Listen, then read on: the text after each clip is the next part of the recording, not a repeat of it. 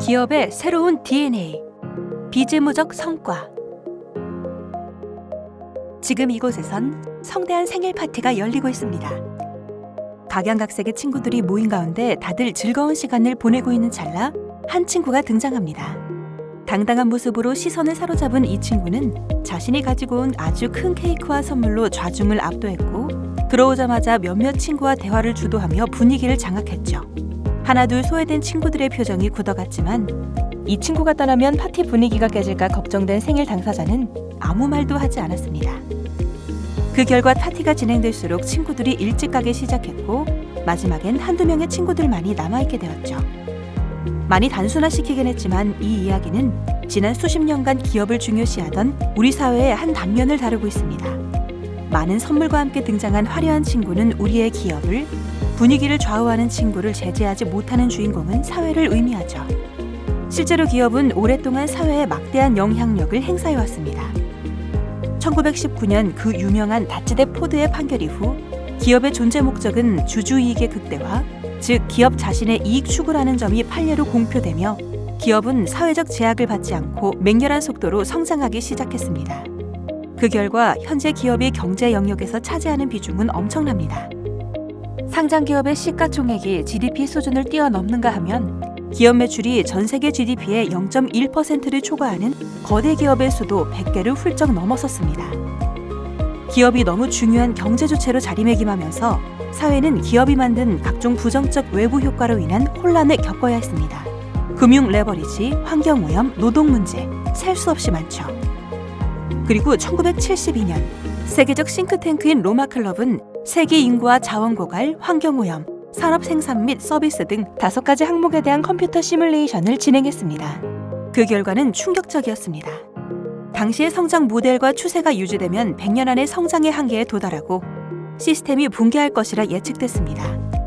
이에 대항하듯 많은 의견이 분분했지만 이후 수많은 전문가들이 이 시뮬레이션의 타당성을 검토했고, 지난 30년 동안의 변화가 40년 전의 보고서와 일치한다는 걸 확인했습니다. 이후 지속가능한 세계라는 명제가 선명한 문제의식으로 떠올랐습니다. 지난 수세기간 문제 해결의 근간이 되었던 시장 중심의 사고방식은 한계에 이르렀고, 이제 세계는 가장 강력한 경제 주체인 기업에게 혁신을 요구하기 시작합니다. 그간 사회적 가치를 추구하는 영역과 경제적 가치를 최우선으로 하는 영리 영역은 공고하게 나뉘어 있었지만, 지속가능한 세상을 만들어가기 위해 기업 또한 기꺼이 경계를 넘어 함께하려는 움직임이 일기 시작했습니다. 아시아와 아프리카 등지의 BOP 소비자들을 위해 0.12달러의 저가형 고영양가 보급형 식품을 출시하여 판매하는 네슬레, 홍수 피해 지역의 주부들을 방문 판매원으로 고용하여 일자리를 제공하고 비누를 비롯한 생필품을 확산시켜 위생 환경까지 개선한 유니레버의 조이타 프로젝트, 세계 최초로 환경적 외부 효과와 자원에 대한 가치를 금액으로 환산하는 환경적 손익회계 시스템을 구축한 푸마, 자신들의 상품을 사지 말아달라는 슬로건을 내세우며 환경에 피해가 안 가는 비즈니스를 모토로 삼는 아웃도어 브랜드 파타고니아와 친환경 유기농 제품 생산을 엄격히 준수하며 세계적 인증을 받은 베넨제리 아이스크림까지. 우리가 일상에서 쉽게 접하는 이 기업들은 이런 흐름 속에서 태동한 환경과 사회에 선한 영향력을 끼치는 기업의 대표적 예입니다. 더욱 유의미한 건 이렇게 참여한 기업들의 경제적 가치 또한 높다는 것이 점차 증명되고 있습니다. 기업의 사회적 활동이 경제적 가치로 이어진다는 것이 객관적인 데이터와 성과로 증명되면서 기업을 둘러싼 다양한 이해관계자들, 주주와 자본 투자자, 기업 정책 관계자들이 기업을 바라보는 관점 또한 진화하기 시작합니다. 수익 창출만이 아닌 사회적 가치까지 고려한 질문들이 이어진 결과 이제 기업은 더 이상 재무적 요소로만 평가되지 않습니다. 기업이 환경, 사회, 거버넌스에 끼치는 영향력을 지표화한 비재무적 성과는 기업 가치를 판단하는 주요 지표로 자리매김하였으며, 이 정보들은 기업의 매출 정보처럼 중요하게 다뤄지고 있습니다.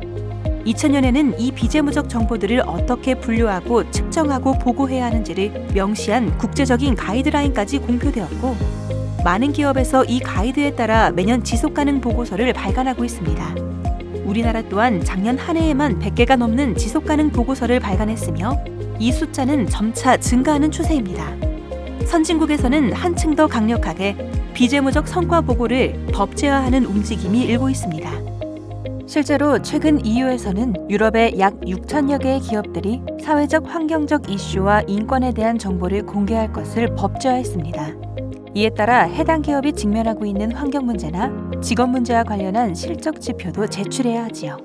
이러한 배경에서 투자자들 또한 기업이 가진 지속 가능성과 사회, 환경, 거버넌스와 관련된 지표들을 투자 근거로서 요구하고 있습니다. 많은 국가는 이미 거래소 상장 규정에 비재무적 정보 공시를 제도화했고, 많은 기업은 세계적으로 인정받는 지속가능성 기업 지수에 편입되기 위해 노력합니다. 기업 간 계약이나 투자자들의 투자 결정에 이 지수가 영향력을 행사하기 때문이죠. 이렇듯 비재무적 성과가 기업의 경쟁력 지표를 증명하는 역할을 하면서 비재무적 성과를 공시하는 기업 수는 확산되고, 반대로 공시하지 않은 기업에는 이러한 흐름이 압박이 되어 참여 기업의 수가 늘어나는 상황이 펼쳐지고 있습니다. 지속 가능한 사회를 위한 기업 혁신은 이제 피할 수 없습니다. 최근 유튜브에서 큰 조회수를 달성하며 인기를 끌었던 하이네켄의 홍보 영상에서는 하이네켄이 올해 몇 병을 팔았다고 말하지 않습니다. 대신 기업 활동을 통해 농부의 삶의 질을 높이고 생산 시 사용된 홉을 동물 사료로 재활용하고 수자원 소비량을 감소시켜왔다는 것을 전달하죠. 다른 많은 기업들도 마찬가지입니다. 이제 대중과 이해관계자들은 기업이 사회를 얼마나 긍정적으로 바꿨는지에 대해 관심을 갖고 있습니다. 우리가 미처 깨닫지 못했을 뿐 세계는 지속가능한 세상으로 점차 변화해가고 있습니다. 이 흐름이 더욱더 많은 기업과 구성원들의 참여로 이어질 수 있기를 기대해봅니다.